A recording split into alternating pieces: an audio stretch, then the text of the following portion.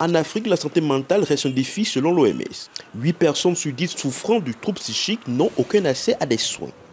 Au Togo, certaines coiffeuses tentent d'y remédier en transformant le salon en espace d'écoute. À Lomé, dans ce salon de quartier, la conversation dépasse souvent la simple coupe de cheveux. Ici, la coiffure devient un prétexte pour parler, se libérer, apaiser les esprits.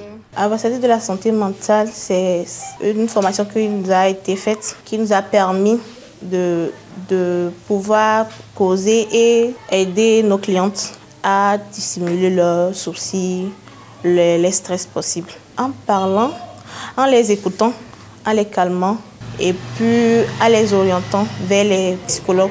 Je suis vraiment heureuse parce que quand vous venez chez elle, si vous êtes en colère, vous serez heureuse. Formée par le programme Heal by Health de la Blue Man Foundation, spécialisée dans la santé mentale, elle écoute, rassure et oriente. Entre deux tresses, ses clientes trouvent un espace pour se confier.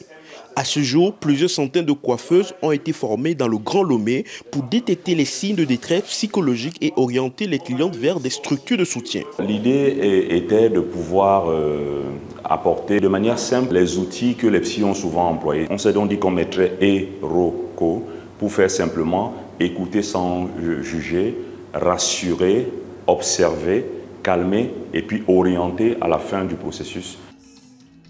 Au Grand Marché de Lomé, la Fondation et ses coiffeuses ambassadrices ont organisé une flash mob. Danse et musique pour rappeler la santé mentale est aussi une question de santé publique. La santé mentale, c'est la santé et que c'est important de ramener ce message au cœur des espaces où les personnes vivent, où elles travaillent.